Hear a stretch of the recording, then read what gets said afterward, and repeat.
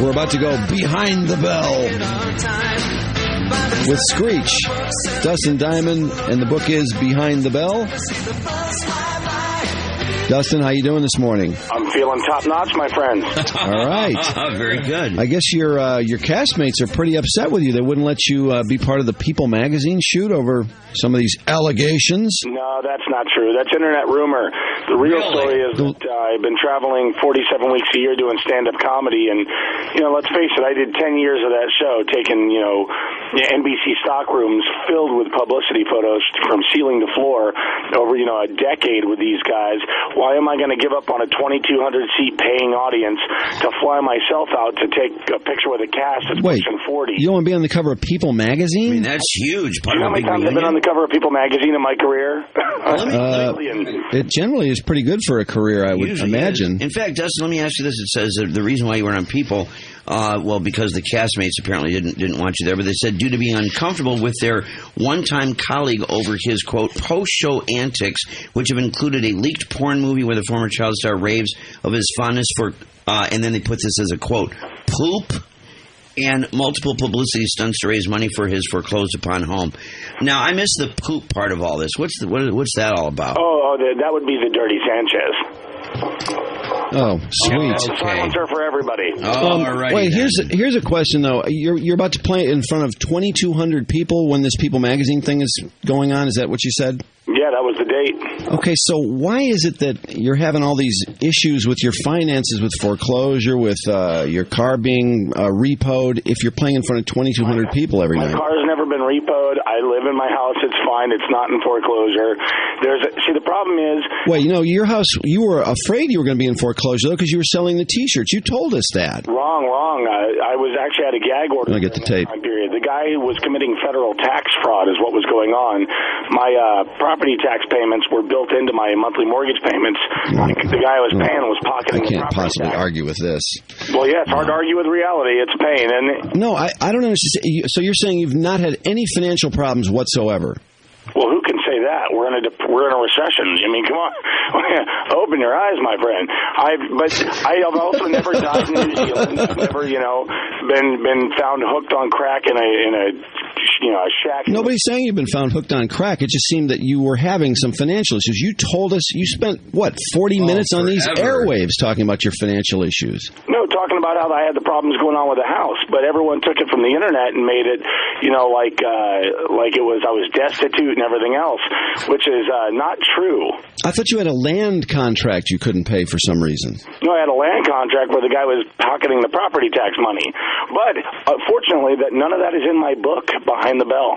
Yeah. Now, talking about your book, somebody wrote us an email, and they said they actually ended up seeing your stand-up act in Ann Arbor at the Comedy Showcase, and they said that you spent the night bad-mouthing the cast of Saved by the Bell, and specifically bad-mouthing Mark Paul Gosselaar, who you claimed was gay and loved performing on other men, although you used it in a much more graphic sense. I find it interesting in the book he doesn't say anything like that about Zach. Now it's a steroid story. Can you comment on that? No, look, stand-up comedy, you can make a joke about Zach because Zach is a fictitious character. I never say anything about Mark Paul in my act. You should see my act sometime. I think you'd enjoy it. Well, I don't know. So are you playing in front of 2,200 people regularly? Or what is your typical crowd for stand-up? I don't know. I don't have my ticket counter, with me all the time. But I know that most of my shows are sold out. Most of my crowds love what I'm doing. What arenas are you playing? Like when you play Detroit, where do you play? Arenas, I play theaters and colleges, man. Arenas are a bit above my level. Well, okay. What venue would you play if you were playing in Detroit? The what? What venue would you play if you prefer that? Oh, gosh, I don't know. I'd have to talk to my agent. See, that's what I got people for. Yeah. Where did you play last time you were here? Well, I'm actually going to be out there soon giving a lecture series in Flint, Michigan, like within under a week. Jeez. Where are you playing that, though, or where's the series? Rod. Huh? Where? What? I'm asking my agent, my friend. Oh, okay. I'm just giving a lecture series on the industry and acting. It's a very quaint thing. Let me ask you about this. Gosser is apparently talking with Newsweek in respects to your book, said, what's he going to say? We were banging groupies at 14. I can't wait to read his book because I don't have a memory of a lot of the shows. Maybe it was because I was doing lines off an audience member's asses. I'm sure he's going to write something crazy like that. And he's been quite outspoken, pretty much taking a lot of shots at you. Any comment on that?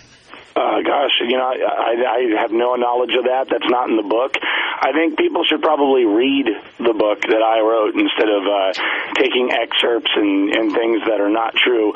Wikipedia, Internet Movie Database, all these type of things, they're not governed by anybody. I mean, you can go home. I could go home and update you on Wikipedia. All right. How about Tiffany Amber Thiessen? What was going on with her? It seems to be suggested that she was maybe getting it on to try and weasel her way into 90210. Now, that's in the book. Have you read the book, my friend? I'm taking that as a no. No, I read a lot of the book. You said that she and Brian Austin Green had something going on, and she dumped him when she got a 90210. Yeah, those are facts. Right. That's in the book. Yes. So are you suggesting that she was getting it on with people to further her career? Hey, I just state the facts, man. I state what I was there for and what I saw. In fact, I wrote this book out of pressure for the fans because these are the questions that I get asked over 24 years from everybody. Who was sleeping with who? What was going on with who? What was it like being 12 years old at the Playboy Mansion? What was this? What was that? Who was banging Kelly? Who was banging Lisa? Okay, let's try this one. What about Emmanuel Lewis at Michael Jackson's house? Did he say something about being put in the same room with Bubbles and having to end up in Bubbles' cage because he was afraid because Bubbles is a little bit bigger than him? Is that in the book and true? I don't think that's in the book, but I did work with Emmanuel, and Emmanuel did tell me a story that was along those lines. You don't think that's in the book? Oh, dude, I don't remember, man. Where do you think I got that? I write the book yesterday and then say, hey, can I do some radio? No, but you're getting so specific about things being not in the book or in the book. That was in the book. Where do you think I would find that out? Well, I don't know. You might know Emmanuel. Oh, really? Okay. That's not real likely, but whatever. So apparently, if it's in the book, it's... I'll read it when we're done with you. How's that? I do appreciate the very good picture you got in there, by the way, of Tiffany Amber, because that's a nice picture you chose there, by the way. She's looking super smoking hot in that picture. My book doesn't have pictures in it. Yes. Really? It's got color photos in it. You know that. No, it doesn't. Have you seen your book? I'm holding my book. I'm holding it, too. Yeah, we both have books, and there are pictures in it. There's a big color section of pictures. They're all color photographs. What are you talking about? What do you have such a hard-on about? What is your problem? It's Dustin. It starts on page 84. My book. I'm looking at my book. There's no pictures. I'm looking at your book. Are these pictures in his book? Is this his book, Behind the Bell? Yeah. Nice color photos. Go to page 84. It starts on 84. The last sentence of page 83, it made it hard for the lighting camera guys to set up their shots and get their angles. I turned the page, which would be 84. Okay, now we're flipping. Oh, okay. You see that? I understand. I didn't pick these photos out. I wrote the book. Well, why are you accusing us of looking at a picture that's not in the book then? You're being a complete asshole. What is your problem? Dustin? Oh, he's gone. Oh, what an idiot. Don't call here again, asshole. There's no pictures what in the book. Jackass. Can you imagine making a statement like that? There's no pictures in my book. There's not one thing we said that isn't in the book. I know it. And everybody his car being repoed is not in the book, but he is beyond confrontational right out of the gate. My friend? Yeah, right out of the gate. My friend, Rod. 2 minutes into that phone call. Oh, wait, is this him? We'll try it. Pick it up. See, is it a New York number? Let them know they're on the air. Is it a 212? Go ahead and answer, Mark. Yeah. But right out of the gate, there. you guys, I answer the hotline, and it's back in the studio where he is. Can you tell Drew and Mike to get to the book immediately, or we are going to disconnect this call? We're talking about the book. I thought... And people's response to the book, which is interesting. I mean, his castmates are coming out to talk about the book. And he suggested his castmates are referring to things that aren't in the book, or they're making things up, or they're responding to some 2 lines in the book. Or, he's such a jackass. Well, what do we expect? It's Dustin Diamond. Every time we talk with him, we end up in a war like this. He can't go on People Magazine because he's playing a 2,200 seat venue, arena, whatever. Yeah. I don't believe that, frankly. Has he ever played a 2,200 seat venue for stand-up comedy? I don't buy that. At the bowling alley. Not only that, there's several people that have. They actually are embarrassed that they ended up going to his show, but they said when they did, he was just absolutely not funny at all. At all. I didn't know exactly how Did you enjoy it? But I kind of thought it would end like that anyway. Oh, it always does. You knew that would be the tone of it because he's always a jackass. Absolutely. Every time we talk with him, it's combative, argumentative. We always end up bumping heads with He's ripping these people in the book. He's absolutely... which is why they're he pissed. spares no one. And you can't win. You bring something up. He accuses you of not reading his book. If you read my book, guys, you would know, my friends, what's in there, and blah, blah, blah, blah, blah. And then you say, okay, this is in the book. And he goes, well, I don't know. I mean, I wrote that. I don't know exactly what's in there. I just forever ago. I just state the facts. Guys. I mean, I can't remember. Yeah. Okay, so do you think he had? I mean, he has another writer on this book. Oh, right? Clearly. Wouldn't surprise me a bit. So obviously, this guy wrote a lot of it, and Dustin never bothered to read his own book. A few stories. Wait, this Emmanuel Lewis story was a very funny story. He was saying that, and he said, by the way, that he got this from Emmanuel Lewis. That Emmanuel Lewis told him. From Emmanuel Lewis. You're buddies with him. Yeah, I talked to him. Sure. Yeah. He had somebody else write his book. You could talk to him. Yeah. Where in the hell would I get a story like that? Emmanuel Lewis allegedly, according to the book, told him that Michael Jackson thought it was really funny because Emmanuel was so small, to put him in this gymnasium room where Bubbles had free reign and would, there were all these ropes and stuff. And so he'd lock the door, put Emmanuel in there, and Emmanuel would be eventually freaking out because Bubbles was bigger than him. Yeah. And so Emmanuel would go in Bubbles' cage for safety. Yeah. I mean, I thought that was a funny story. Well, yeah, it's a very funny story. True. And those damn, chimpanzees can tear you limb from limb. There's plenty of stories to support that. So I don't blame him. But if he's not going to expand on anything in the book or just say, well, yeah, it's in the book and it's a fact and take it for what it is. Well, clearly somebody else wrote the book and he probably read it after they wrote it and now he's forgotten half the stuff in it. And he doesn't even have a copy of it. But he's such a self-righteous jerk, though. I mean, to not realize that there's photographs in his own book. I mean, look at that alone. Monkeys. I just trade them. I mean, how stupid is that? And they want to say he didn't pick those either. Somebody else put that together. Oh, my God. I don't think he had much to do with it. By the way, he's got a pretty big font size going in the book, too. That's the first thing I said when I gave you the book. Yeah. Double spacing. Yeah, it's a double space with a gigundous font, and that brings it out at about 310 pages. I can't believe he hangs up, too. You finally call him, basically call him out for being a jackass or an a-hole or whatever I called him, and he just hangs Well, he's up. losing the argument. He doesn't like that. He doesn't like to lose an argument. Well, I don't know what the argument is, that we didn't read the book. I know I read the book. I know I'm looking at pictures in the book. I know where I got the story. Yeah. Well, he's such an ass. He is an ass. He was an ass when he came on and then spent like half the morning complaining and carrying on about his stupid land contract mortgage and dumb T-shirts and trying to get us to help him. And he wanted to call the mortgage broker on the air and nail this guy. And he said, he'd gotten some other show. They'd called the guy and threatened him and all this. And I know. Yeah, we got to call this guy. Yeah, right. We're really worried about your mortgage broker who surely, he said he promised him all these things and no, he won't return my call. So we got to call him and straighten him out and call him out. Well, obviously, he looked at Dustin's credit. His credit sucks. Oh, of course and the guy, it does. Rather than, return his call and basically tell him, hey, your credit sucks. I don't want to do this. He just didn't return his call. No. So you can't cross Dustin Diamond. Oh, man. Well, look at, though. No wonder they didn't want him on the cover of People magazine. Nobody wants to be near this guy because he's nothing but a walking tornado of BS. A guy, Brian just wrote it. His castmates didn't want him on People magazine. It wasn't because he had a gig at a 2,200 seat arena. They didn't want him. And the point about his finances too is, hey, who doesn't have a recession? Of course, who doesn't have financial problems? Well, the point was, after he was on Saved by the Bell all these years as a child actor, you'd think the guy would have put away a pretty decent sum of money, especially if he's now playing 2,200 seat arenas. Oh yeah. Well, he goes on to kind of addresses some of that by saying that parents that are in charge of money and the way TV contracts are done They sign you at a very small amount of money, and then they do 3-year deals so that when the show becomes huge, you're still getting screwed. And then as time goes on, your parents mismanage the money or lock it away or what have you. And so he implies he's been screwed financially from the very beginning. But he's now, what is he, 32 years old? Something like that. He's had a career for 10 years. He claims, he's got this successful stand-up career. So much for that. In fact, Brian addresses that. He said he saw him at Portofino's in Wyandotte. He probably did a percentage of the door, which is his mistake because there were, quote, 35 people there. Ouch. 35 people, according to Brian, at that gig. I think we got somebody on the line who saw his stand-up. Are you still there? Yes. Hey, who's this? This is John. Hey, John. How's it going, guys? Good, man. How you doing, John? Not too bad.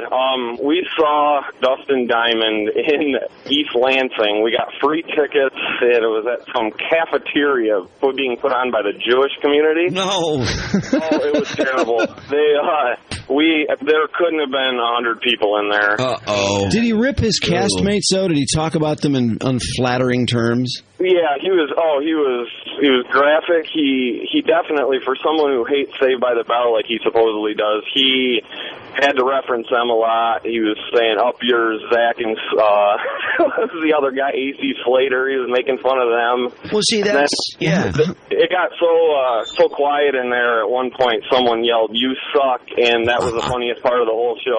And did he then go after the person? He did. He made some comment, but by then, everyone of the 100, at least 50 of them had walked out and left. It was the worst thing I've ever seen. Oh my God! Well, that's like Jan writes that when her and her boyfriend saw him in Ann Arbor. She said also he was very graphic. Now, regarding Gosser and said that he loved, S word and D word and all that, and very graphic and very disgusting about his castmates. Now, when we confronted him with that, he would say, I was referring to his character. I wasn't talking about him personally. That's not the impression the people at the show get. Absolutely not. The bottom line is it's really pathetic and embarrassing that this guy is on this show, and he's the longest-running person in the show, along with Mr. Belding. Mm-hmm. They were on there for there are 3 versions of the show.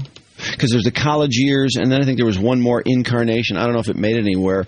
But, he finishes with this show. He's doing the stand-up on his rider. He insists that I'm to be promoted as Dustin Diamond, not Screech. And then what does he talk about in the show? Nothing but Saved by the Bell. Yeah. Nothing but crappy things. Does the whole thing, recreates half the lines, the whole bit. And he thinks he's going to get attention, by telling you all these horrific things about Gosselar and Mario Lopez and Tiffany Amber Thiessen, which she screwed away through her career. You read it. He implies that she's a slut in this book, and that she sleeps her way through her career and everything else. She's a pincushion. Well, didn't you get the feeling? She looks like a sea urchin on any Saturday night. I don't know. I'm wondering what questions. Crack my own self up. What questions would he answer in this book? Because it sounds to me like all of a sudden he's got some legal concerns. Well, because the Tiffany Amber Thiessen thing, clearly he suggested that. There's no question. No question at all. But when asked about it, he says, did you read the book? Yeah. Did you read the Yeah. Well, yeah. It pisses me off, too, that I did read a lot of this book. What a waste of time. Oh, yeah. Stupid book. Yeah, we normally keep all of our books, not that one. Stupid. Do not buy his book. No, it's dumb. You were asking what he did for Saved by the Bell. He did the original series for 10 years or whatever that was. Then he did the college years for 2 seasons, which was on prime time, by the way. Oh, that's right, yeah. And then the new class, which was a whole new cast, except for the 2 people who could do nothing else in their career, Screech and Belding. Right. The principal, But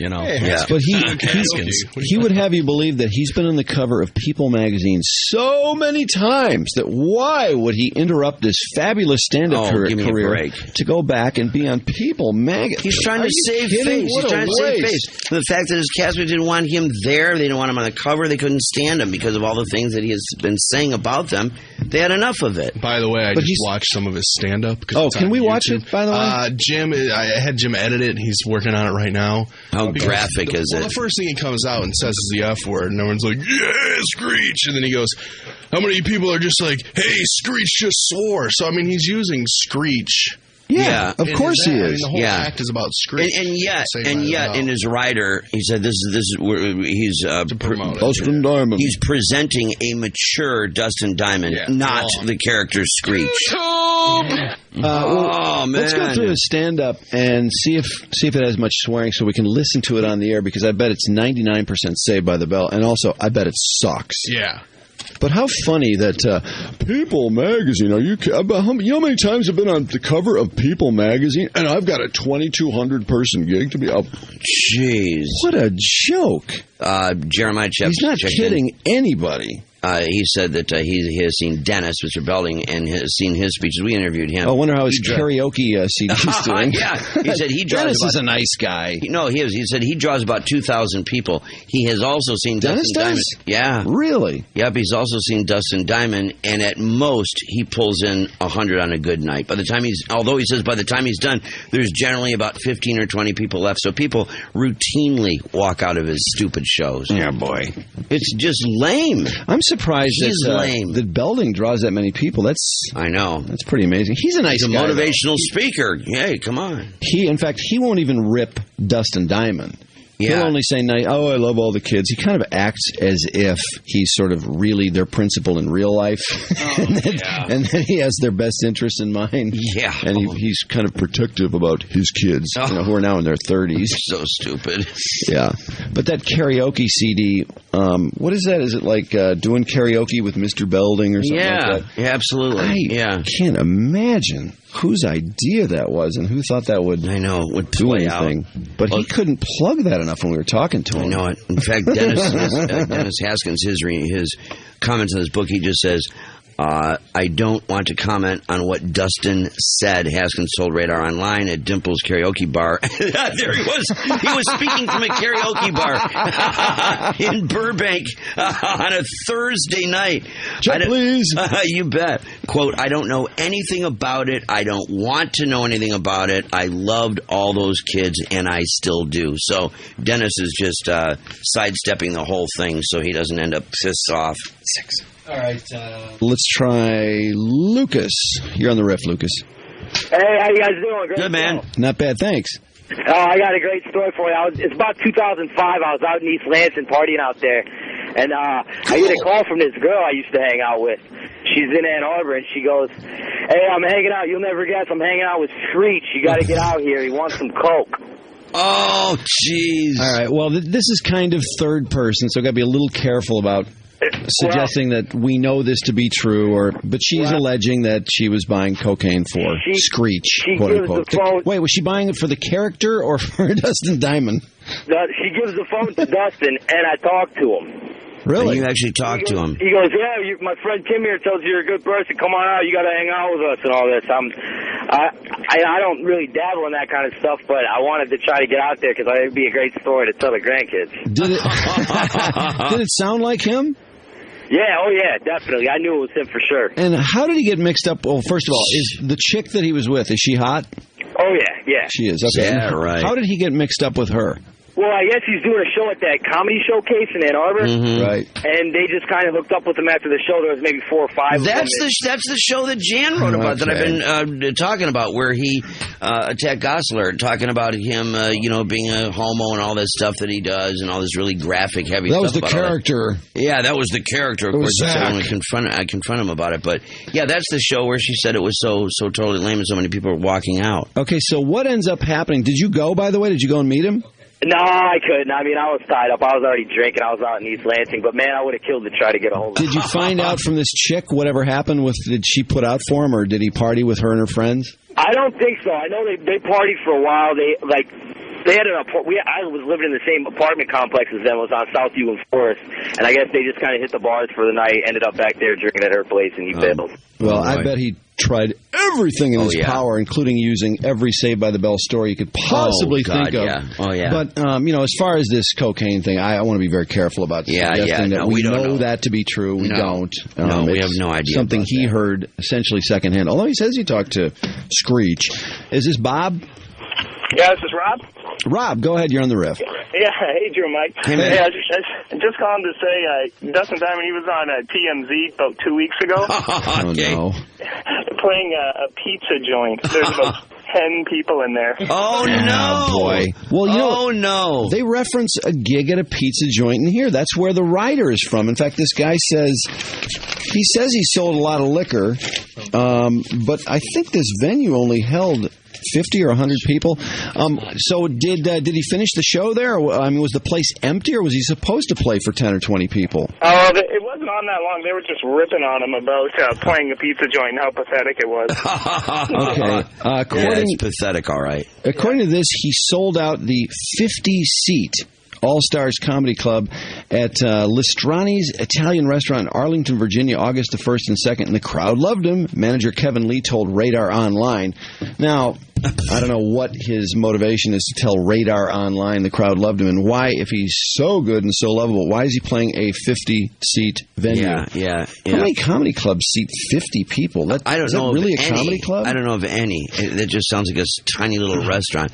And I'm guessing probably most of the people that are with it end up walking out. I suppose the 10 or 15, 20 that are left are such diehard fans that no matter what he does or says, they think it's great. After being banned by fellow cast members from a photo shoot reunion, one that he didn't want to do, because you know how many times he's been on People Magazine, the cover of People Magazine? How many times has he been on the cover of People Magazine? Is there any way to find that out? We can look it up. Because I'm willing to bet, how many times do you think he, Dustin Diamond, by himself, has been on the cover of People Magazine? I don't think ever. Never. How many times do you think he, as part of the cast of Saved by the Bell, has been on the cover Probably of People 3. Magazine? Maybe once by accident. I would bet 3 or 4 times. You think they were on that many times? Just Saved by the Bell. The show is probably I would think the show would have been on the cover at some point, possibly. Does it count if you're talking about a 1-inch by 1-inch picture in the corner? Yeah, he's probably there's probably 15 people, the whole cast, Mr. Belding. So for him to suggest that being on the cover of People is no big whoop. No, I would think. I would think maybe the show itself probably took up the cover maybe once in its heyday. Yeah. After being banned, and then this other People magazine cover was probably a kind of a Here They Are Today kind of a thing. But he's really, when he said that, do you know how many times I've been on the cover? Don't you think that implies that he himself has been on the cover 3 or 4 times? Yeah, but he's just, like everything else he says, it's all garbage. It's just a nonstop open faucet of BS. Well, let's see. After being banned by fellow cast members for being on the cover of People, a story broken exclusively by Radar Online, he made a comeback of sorts at a pizza joint. That's not There's a comeback another of pizza sorts. Joint. I don't consider that a comeback. I don't either. John? Yeah. Go ahead. You're on the riff. Hey, I got a friend. Oh, by the way, I want to say I love you guys. Oh, thank you. Thanks, man. Thank you very much. Anyway, a friend of mine, his name is Tim Zykowski. He lives in Wyandotte. He has a cable TV show on Wyandotte Cable where he interviews people of interest, writers, directors, athletes. Okay. But he interviewed Dustin Diamond in his home. It was about a year or so. We're looking at it right now. Yeah, and the guy was a complete ass. Oh, is that right? You can see it on YouTube. The name of the show is Anybody Who Ain't Anybody. Yeah, we're actually looking at it. We have it up on the computer screen. Well, tell us, what does he do on the show, or what does he say? Yeah, why is he an ass? He interviews a lot of people like Rolly Derby Girl. No, but why is Dustin Diamond? What is he saying that where you say he was a complete ass? Oh, well, all he does is just talk about himself. The interviewer, Tim, he can't even get a word in edgewise. The guy's just spouting out and just going, this and that and the other thing. But, he's supposed to... John, is there any swearing on this? Because we have it up on YouTube right now, and I was thinking about bringing it up on the air. Do you know, is there any language that would be a problem? Yeah, I believe there is. Oh, there is. Okay. Well, maybe we can bleep that and get it up a little later. I don't know. I don't know how much time I want to spend on Dustin. Yeah, you know it. Hey, Josh. Hey, how you doing, guys? Good. Hey, man. Hey, I just wanted to say you guys rock, and Drew, that was sweet when you were calling Dustin an ass. Well, honestly, I swear, I don't know if I've been that pissed at somebody. It's just for him to keep saying you didn't read the book or you're wrong. How many times can you be told you're wrong when you eventually start going, God, am I nuts? To suggest that there's no pictures in his book and there's a big color picture section is just mindlessly stupid. That was awesome. But I went to Western Michigan, and he ended up, I guess, showing up there and doing his 2,200 people thing, but there was only 20 people there. See, there you go. That's exactly like Jeremiah's talking about. What was the place he went to? What was the venue? the venue was like it was the cafeteria, but it wasn't even like the main cafe. That's the second time we've heard about the cafeteria. Oh, my God, this guy. So he's doing his show in little dinettes and cafeteria. It looks like he likes to go to places where little small places where people eat. Yeah, but he didn't even, we didn't even pay for the tickets. Me and 5 of my buddies just showed up, and we said, oh, Dustin Diamond. Whoa, watch the language. Well, it's kind of funny to me that he's doing this thing in Flint, too. Oh, and it has to do with acting. It sounds to me like he may have an agent who has found some way to sort of weasel him into, because, colleges spend a lot of money bringing people in for seminars and things like that. Sure. And even though we know what he's all about, and most people don't. Yeah, they just think, here's a big this show guy who was on Saved by the Bell. Absolutely, he's a big character and all that, and they bring him in, and then to their horror, the guy is not a draw. But, honestly, when they do seminars like this, because I remember at Vodtech we used to bring in people all the time, and if it was a name person at all, they would have like $1,500, to fly the guy in and pay him, and he'd talk for an hour or something. And apparently, he's found his way into this, because that's state money at state universities or it's student activity fund. Instead of playing bars, who have to be sure that somebody's going to be a draw, is going to bring in a drinking crowd, and they're going to pay it. They're not going to mind paying a $15 cover. He's working his way, it sounds like to me, into this sort of weasel money. Yes. To keep himself alive. Those schools, by the way, pay top dollar to bring those guys in, too. Of course. $1. Yeah. Dewan? Hey, guys. How's it going? Good, man. How you doing? Yeah, I'm pretty good.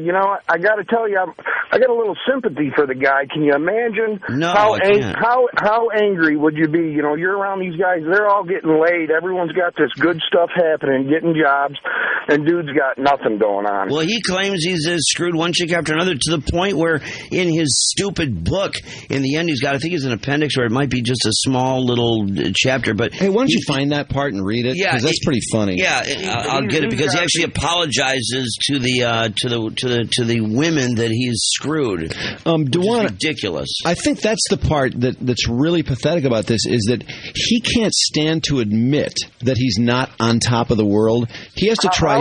How could you admit that you are Screech? You've been Screech for 10 or 15 years. I mean, that's gotta. I mean, you hear about all these goofed up child stars. He's another goofed up child star. He's just goofed up in a different way. But look at all the people who are willing to, at some point in time, the guy that got the call from Ann Arbor and said, well, it's Screech. It's a story I'll tell my grandkids. But I mean, people, no matter for what reason you're on television or you're on a television show or how small or in the past it may be, it's worth something. And down the road, there's a zillion people who will take a chance on a jerk like that, well, thinking that maybe he's okay. And if he wasn't such a jackass and having to imply that he's doing so well and he's playing these giant arenas in front of these big crowds, and I think, people might have a little empathy for him. As a former child star, but he has to always imply that everything's great and you're wrong, and he's doing fantastic. The only way he's going to come to terms with it is enough people are going to have to, let him know that he's an absolute jerk. And it took me a while to realize I was an absolute jerk. Are you a former child star too? Two marriages later, you know what I'm saying? Yeah. But he just got to learn. He's got to. But I think he's going to be very stubborn about it. Oh, very. I mean, he should have learned by now. I got to tell you, the guy is getting older every minute. But these child stars, they do have problems. There's no question about it. I've got that Appendix B, by the way. It's quick. Let's just wrap up with Amy real quick. Hey, Amy, you're on the riff. Good morning, Mike and Mike. How are you? Mike and Mike? Hi, Amy. How you doing, baby? Good. The only thing I want to say is, seriously, what kind of person are you if you're a diehard Dustin Diamond fan? It's frightening. Honestly. You're right. Is there such thing? I don't know. I would say he hasn't said anything about his porno tapes that apparently he made. Well, we never got to that. See, I know what he would say about that. Wouldn't he just lie and say, hey, look, I know it's me. You don't know anything about it, and someone else put it out, and I had nothing to do with it. I was just banging two chicks, and what's wrong with that? To save his house. Yeah.